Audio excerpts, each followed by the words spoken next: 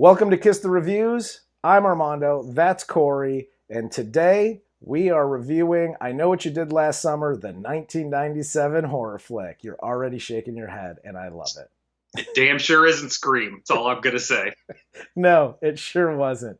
But Nope. before we get into it, do we have an advertiser for this week? We do. This week's sponsor is Malachi's Sunday School Services. Is your child in need of spiritual guidance? Will he or she not listen to any adults? If you answered yes to these questions, we have just the place you need. Malachi's Sunday School Services will take your children and put them into the warm embrace of the Dark Lord himself. Held all day, every day, in the clearing, Malachi will teach daily lessons on how best to gut outlanders, why Isaac was no longer fit to lead, what corn is best for making crucifixes, and what the wind is really saying when it cries Mary. Malachi's Sunday School Services. Let us take a stab at your child's education. Warning, Malachi's Sunday School Services are for children no older than 17. Anyone seen over the age of 17 in the town will be sacrificed during the harvest moon. Adults dropping children off should park at the edge of Gatlin town limits, remove your child from the car, make a U-turn, and haul ass the other way. It sounds like a fantastic school. Yeah, it should be great. Kind of makes me glad I don't have kids, but whatever, they're paying us. I'll read whatever they wrote. There you go. Well, let's get into I Know What You Did Last Summer. This came out in 1997. This was the height of my college years, which I think was a great, at the time, a great college movie. Like if you were that age, it was a great movie. Maybe not. Who the hell knows? No, I was a senior in high school because, I mean, you're like decades older than me. But I was a senior in high school in 97. And we loved this movie. We all knew it wasn't Scream because Scream was just on a different level, like that age's horror movies. Yeah. But I Know What You Did Last Summer, man. It was a good movie at the time. Yes, it was. Not so much now, but what does IMDb say? IMDb describes the movie as four young friends bound by a tragic accident are reunited when they find themselves being stalked by a hook-wielding maniac in their small seaside town. Why couldn't they have lent that accuracy to the Dream Warriors description? Because I'm not over that. I don't even know how many days it's been since we did that show. But he is not a knife-wielding killer. No, he's not. He's no, not. But this was very accurate though. I appreciate that at least in this. If the same guy that wrote the Dream Warriors description wrote this, it would say, "Man in a fisherman's slick throws his shoe at teenagers."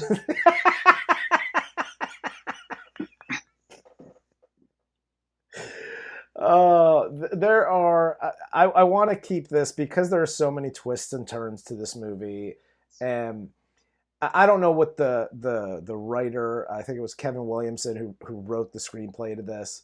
I don't know what he was trying to do here, but he took it in so many different directions. I'm going to stick to a couple of things, just a few things that I didn't like throughout the movie. So the movie starts off 4th of July. They're graduating from high school. Everybody's got big plans for the future, as you do after you graduate. Of course. And everybody's going to be a millionaire, yada, yada. Jennifer Love Hewitt is the smart one. She's going to go to college. Sarah Michelle Gellar, she is the pretty one. She wins the insignificant prettiest woman of the place award. Yes. Ryan Felipe is the jock who gets like the football scholarship to go to college. And Freddie Prinze Jr., he's going to be a vet. I literally have no idea what he's going to do. He's going to college too, I think. He's just going to walk around with a surprised look in his eyes and his mouth agape. But they end up partying. Yeah, he has this deer in the headlights look throughout the movie. Oh, yeah. Like he looked like he was stoned the entire movie. Just throwing it out there. Yes. I was happy that Ryan Felipe and Sarah Michelle Gellar were having sex in this movie, although they don't show it. uh, and they weren't brother and sister or stepbrother and stepsister, so everything was cool. I was okay with that. Um, Let me throw you a which one's better scenario. Sleeping with Sarah Michelle Gellar, and she's not your stepsister, but you're just having, sex. Or getting in that butt, but she's your stepsister. I'm gonna have to go with regular sex. Yeah, probably. I'm just gonna say, but That overrated. should be like a poll on like Pornhub's Facebook page. Does Pornhub have a Facebook page? If they don't, they should.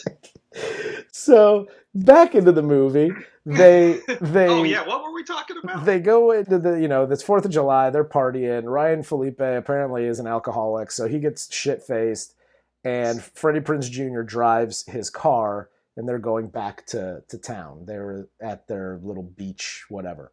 Or the Cove. Dawson's Beach, by the way. I like how the writer threw that one in. And But did you notice when they were on the beach, Julie spoke like she was in Dawson's Creek. Because she had that like Dawson's Creek and Aaron Sorkin like clash happen with the words on the script. Yeah. The words she's saying, it's just like what the like her and Ray are having this like deep conversation about their futures, and she's like the morbid timidity of your obtrusive indignation has really begun to collapse my neutron star. Like, what the fuck are you talking about? Nobody spoke like that. I was their age when this movie came out, like their teenage years. Like 97, I was matched up with how old their characters were supposed to be. Yep. I knew, wasn't necessarily friends with, but I knew all the different types of people that are demonstrated in this movie. None of them spoke like that. No. Not just regular conversation. Yeah. No, I agree with that. The one issue that I took with this was because again, everybody knew the jock, everybody knew the pretty girl, the smart girl, the apparently Freddie Prinze Jr. is the guy with no ambition. Everybody knew those guys. And everybody knew Max, played by Johnny Galecki, which he was just pissed off at everybody because he hated his own life. Yes. I just never understood. I know that he had an issue with Ray, Freddie Prinze Jr.'s character, because he was dating Jennifer Love Hewitt, and he obviously liked her. But some of the digs that he made were like, "Oh, you're like above everybody." Like Ray was poor. Ryan Felipe is the only rich person in this movie. Yes. But everyone else's home life is kind of shit. Yeah. But everybody, like Ryan Felipe makes a couple of comments about like Ray trying to be a part of their group and part of the rich kids. And I'm like, dude, you're the only rich kid. Like, I'm pretty sure your family owns the whole, Sleepy Town Island. They probably own all the boats and everybody's just paying them rent. Everybody else is middle class or poor. So I never understood that whole Max thing. Yeah, this is basically Roadhouse on Nantucket. Basically. But so they Freddie Prinze Jr., they're having their little argument. Ryan Felipe is out the top of the sunroof doing his thing because he's drunk. They hit a guy, never check his pulse, throw him in the water. Spoiler alert, he doesn't die when they throw him in the water, and then a year later, they start getting messages and notes and yada yada that I know what you did. And then apparently in that year that it took the killer to write the notes, he went to ninja school because he needed to figure out how he could just not kill the kids that almost killed him, but screw with them and do like magic tricks, like put a dead body in the trunk of a car with crabs and, whatever. And then 2 minutes later, the smell isn't there. The body's not there. The crabs are gone. There's no like remnants of what was even in there. No. The movie makes this guy so unbelievable. And I think you said it to me. It would have been better if it was like Supernatural. Yeah. Yes. Like if that was the case, fine. Okay. Yeah. Cool. But this bend is the laws of physics any way you want to. this is a real guy Yeah. who he was a little bit Jason because he walked everywhere. He didn't chase anybody. He was a little bit Freddy because he had a hook instead of knives. And he was a little bit David Copperfield because he could just fucking illusionist and make shit disappear, including himself. Including himself, correct. And coincidentally, all of these actors' careers. Yeah. The one thing I really did like, and Max had nothing to do with the murder or it wasn't a murder, the hit and run. Right. But Max is the first one to die. For what reason? Yep. You would think to set up Ryan Felipe's character, but that never even comes up. The cops don't ask him about it, nothing. But when Max gets hooked under the chin, oh yeah. As much as I'm like, why would you kill Max? He literally had nothing to do with it. He's like the downtrodden character in this. Like, why would you kill him of all people? But that murder scene was freaking fantastic. He just gets the hook and pulls him over the thing. It's just, that's a thing of beauty when you're talking about a horror film. Yes. Other than that, the rest of this movie is ridiculous. It's absurd. And it's absurd almost from Jump Street. And outside, okay, you're shit-faced. You've hit a guy. Your sober friend hit a guy. You're all worried about going to jail. All of you very quickly get over the morality of what you've just done. And are like, fuck it, let's throw him in the ocean. Except for one. One person in this group is like, I don't think this is a very good idea. Like, even if we can get away with it, I don't know if we should get away with it. Yeah. You know what I mean? Kind of like, this is bad. Everybody, even the sober guy's like, yeah, no, we're fucked. This is my future. We have to hide this, cover this whole thing up. Yeah. She's like, I still don't know. Drunk Ryan Felipe literally starts choking Jennifer Love Hewitt and is like, you're going to fucking do this. And Ray, Freddie Prinze Jr., walks up with his wide eyes and his mouth open and goes, hey, stop doing that, please. Stop choking my girlfriend. Please do that. There is a certain code inside people's DNA where you are going to protect your lady. Don't choke my girlfriend. Whether or not she needs it or not, like you still have that kind of like you've put hands around her fucking throat, bro. Yeah. I, by law, have to, whether or not you were actually going to kill her is irrelevant. I have to kill you now. Yeah, you have to do something. You can't just go. You can't tap on the shoulder and be like, everybody calm down. Yeah. Like, let's calm down. Was just like, you know what? Honestly, Ray, you deserve to die. Yeah. Barry, Ryan Felipe's character, you deserve to die because clearly we can see the road you're going down. Yeah. And Sarah Michelle Gellar deserved to die the second she lost her tiara in the fucking ocean, right where they dumped the dead body. Yeah, exactly. Well, at that point, those three characters, all in that minute, to me, became the intact. They don't deserve to win. Yeah. That's what makes me laugh about this movie is it's like, well, they put us all in a pretty similar situation. What would you do? Not that. Yeah. You and I have discussed this before. We are about as close of friends as two human beings can be without being related to each other. Yes. I am not covering up shit for you. Are you murder? Like, if you stole like some chips and a 6-pack from the store, I'd be like, yeah, I got you back. I didn't see nothing. I don't know what you're talking about.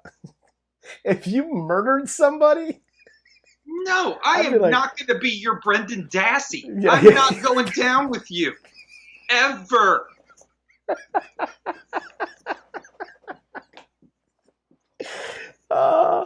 Yeah, that's. I would, and this is because it's not because I'm a shitty friend or I'm disloyal. I wouldn't last a minute in jail. Oh God, me neither. Period. So It ain't happening, Chief. No, I hear you, and I mean just the the scary. There are some good jump scares, I guess, but like I just don't know like all the timing. She like when Sarah Michelle Gellar goes to her house and they show the hook like he's Yes. gonna kill her, Yeah. but then he just gives her a shitty haircut while she sleeps. Doesn't mess her face up. Yeah, Because he's trying to fuck her that's up with her, like, I'm vain, I can get to you, I'm yeah, cutting your hair. that's the moneymaker. You don't have bed bugs you could throw in that motherfucker? Give her lice? I mean, you There's have a million things you can do that are scarier than I cut your hair and wrote something on your mirror in lipstick. soon. The only thing that soon meant was like, I hope this movie ends soon. Like, you obviously had access to a shitload of crabs. You couldn't have just like thrown some shit in her bed, like Dude. grab her face and shit. Like, I don't know, but The level of torture in this movie, yeah, and like leaving Ryan Felipe notes and stealing his Letterman jacket or yeah, stole something from his locker. yeah. Like the little jabs he's doing, it's like, were you in high school when we hit you? And like you just super aged under the ocean? Like the salt water fucked your face up and you came back and was like, I'm an old man now. Well, Because and then everything he is doing, like the kids in Carrie that torture Carrie throughout that whole movie, yeah, they come up with better shit to fuck with somebody than the guy trying to kill you does. yeah, exactly. Well, He and does then nothing. and then it turns into this game of Where's Waldo, where like everybody's got a slicker, so we're just going to start tackling everybody and going, oh, you're too old, you're too young, this must not be the guy. On a super sunny, beautiful July 4th afternoon, Yes. where nobody else is in any kind of rain gear, but 7 motherfuckers decided they needed to slick her up just in case. For the parade. Absurd. And then I don't know. And then at the end, we'll just fast forward because I just don't have the energy to cover this whole movie.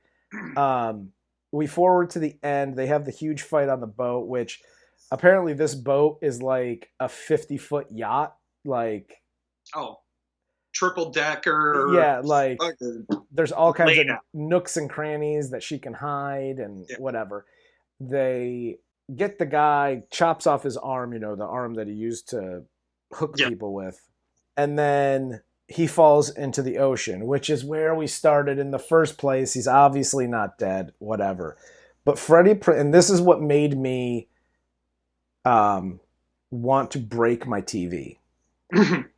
Jennifer Love Hewitt as Julie and Freddie Prinze Jr. as Ray are having a conversation, which before the whole boat fight scene at the end, she thinks Ray is the killer. Yes. And the killer knocks him out. Doesn't kill him, just knocks him out. Yep. When the killer's the one that was like, if you're going to kill somebody, you better make sure that they're dead. But he's the one just knocking people out and walking away. Yeah. Whatever.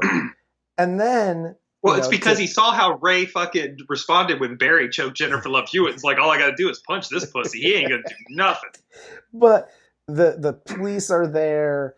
So Ray and Julie are having this discussion on the dock. And he was just like, I love you so much. And you're the only person that gets me. To which Jennifer Love Hewitt's character responds, I understand your pain. That was the verbal version of this. Not to, go 80s on you, but gag me with a fucking spoon. Okay? Jesus Christ. I can tell the guy who wrote Dawson's Creek wrote this movie. Okay? Yeah. So stop. Just stop. That's when that line was delivered, I shut it off. I don't know what happens after that. I don't know if I know there's from my recollection, she goes back to college and everything's cool. And the guy breaks through the shower or whatever. I still know. Whatever. I'm done with this stupid movie. I don't even know what the end meant because I very much remember, this isn't even a Mandela effect thing. It exists. I still know what you did last summer, which is the sequel. Yes, which I was not about to go even check out the beginning to see if the continuity adds up or if this was like a fever dream or what. I still know what that I didn't kill anybody. Oh, go fuck yourself. We're done with you. Okay. Yeah. and this is the reason. That's the other thing. Sorry. No. Go ahead. Go ahead. That's the part of the problem for me with the movie is these kids did a fucked up thing. Yes. But we're still supposed to be on their side. Yes. Did they deserve to get murdered? No. But also, you think you murdered somebody, hid the body, and even Jennifer Love Hewitt, who's like supposed to be going through all this emotional, mental trauma through this year of keeping this secret, still doesn't tell anybody. Yeah. The cops at the end of the movie say to her, any reason why this guy would want to kill you? Nope. Nope. Can't think of a thing. The lack of continuity. The only thing that stays true throughout this whole movie is Jennifer Love Hewitt's cleavage. Because nobody wears when you are being hunted by a killer and you in turn start hunting that killer. Look up what Jodie Foster wore in Silence of the Lambs, not what Jennifer Love Hewitt wears in I Know What You Did Last Summer. Because one is functional. One allows you to run and fight and do what you have to do to get to the end of this shit alive. Jennifer Love Hewitt's like, I gotta go running after a killer or maybe chased by said killer all day. Yeah. I want this halter top. Jennifer Love Hewitt and Sarah Michelle Gellar dress like they're going to like a trendy bar at all times. It's absurd. Ray and Barry are prepared for any situation. They're ready to rock. These two girls are fucking hair down, tits out. Mama's going out. She got a sitter. Is that a new country song? Hair down, tits out, Mama's going out? Yep. Just wrote it. You're welcome, America. There we go. It'll be on our next album. That's right. It's everything good. And I keep comparing it to Scream. Yeah. Because they came out, I don't even know if it was the same year, but I know they came out real close to each other. Yeah. Scream did everything correct. And I Know What You Did Last Summer was like, fuck it. Let's try and follow suit. It's like Transformers and GoBots. Yeah. You know what I'm saying? Yeah. It missed out on everything it could have been because they wanted to get back in quickly on the horror reboot that was happening. Yeah. With Scream and this. You want to know the only positive, because I'm done with this movie, the only positive that I got from this was that, and here's the thing. So on IMDb, we have the rating system, and it's just people that have gone to IMDb and rated the movie. Yes. And I've been very disappointed in some of the horror movie ratings. This one, I am not disappointed in. Really? There were 125,000 IMDb users who have given a weighted average vote of 5.7 out of 10. I am very, very happy that the IMDb users saw what I saw, which was a giant hunk of crap. So... Yeah, I'm saying 1 point of that is for Jennifer Love Hewitt's cleavage throughout the movie. 0.7 of that comes from women that like the Ryan Felipe shower scene. And the average then would be about 4 points just based on the movie. That's what I'd give it. 4 out of 10. I hear you. Now, that's... Section. It really was just a bad attempt. Yeah. No. Good idea, bad execution. I agree with you. I'll give it a 3, just because screw this movie. And this is the last thing I will say about this movie. If you are potentially in trouble, like in a major way, and you're a teenager, Talk to your goddamn parents. Every single parent except for Sarah Michelle Gellar is begging their kid to talk to them. And they're just like, no, mom, I'm dealing with it myself. That's not teenage angst. Yes. That's you covering up a murder and trying to outthwart the killer. Exactly. Like, fuck off, talk to somebody and get some help. Because that's just stupid. We'll end on that. So, thanks for coming in, watching Kiss the Reviews. This was I Know What You Did Last Summer. Like, subscribe, comment, all that happy stuff. Anything else? No, I'm going to go kick my beats at the playground. Right. Fantastic. For Corey, I'm Armando. Thanks for coming in again, and we'll see you with the next episode. What